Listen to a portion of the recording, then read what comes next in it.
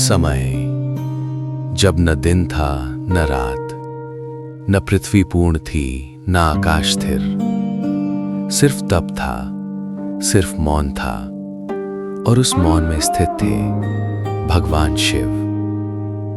कैलाश की चोटी पर नहीं, बल्कि सृष्टि के अंतरतम में उनकी जटाओं से बहने वाली दिव्य ऊर्जा एक दिन धरा पर अवतरित होने वाली थी, और उसी ऊर्जा से जन्म लेने वाली थी मां नर्मदा।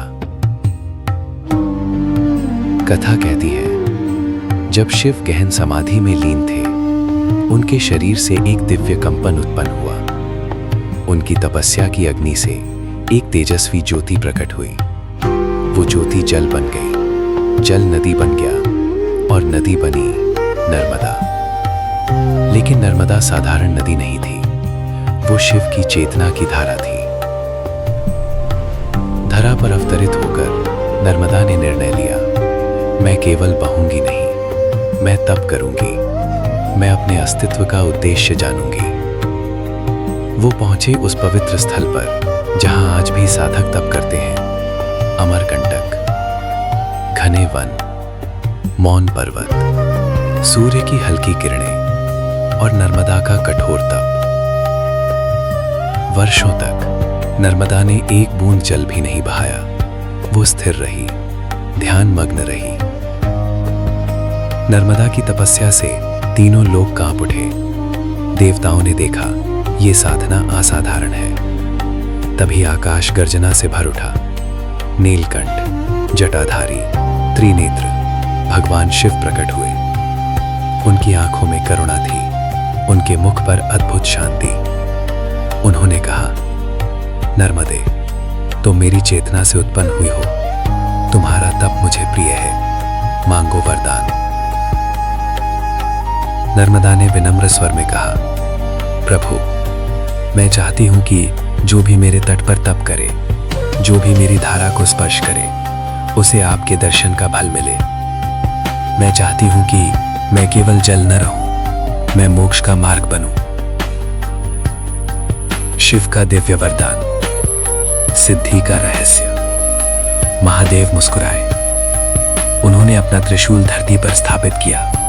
धरती कांप उठी और बोले, हे नर्मदे, आज से तुम सिद्धिदात्री होगी।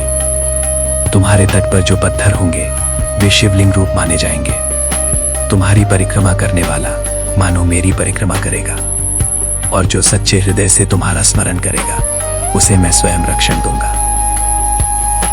उस क्षण नर्मदा केवल नदी नहीं रही, वो बन गई शिव की जीवित ऊर्जा।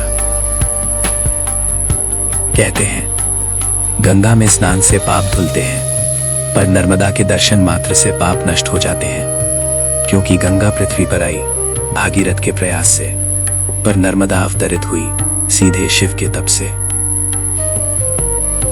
आज भी हजारों साधक नर्मदा की परिक्रमा करते हैं। वे 3 वर्ष तक नंगे पांव चलते हैं। क्यों? क्योंकि शिव ने कहा था, जो नर्मदा की पूर्ण परिक्रमा करेगा उसे मेरे समान वैराग्य और शक्ति प्राप्त होगी। ये केवल यात्रा नहीं, यह आत्मा की परीक्षा है। कथा में आता है, एक बार असुरों ने नर्मदा की शक्ति को रोकने का प्रयास किया, पर नर्मदा की धारा से स्वयंभू शिवलिंग प्रकट हुए। उनसे अग्नि निकली और अधर्म नष्ट हुआ। ये वही सिद्धि थी जो शिव ने दी थी। तुम स्वयं मेरी शक्ति बनोगी। आज भी जब सूर्यास्त होता है और नर्मदा के तट पर दीप जलते हैं, तो लगता है मानो शिव स्वयं उस धारा में प्रवाहित है। नर्मदा हमें सिखाती है, बहना ही जीवन है, तप ही शक्ति है, समर्पण ही सिद्धि है। और शायद इसीलिए महादेव ने उसे अमरत्व का आशीर्वाद दिया।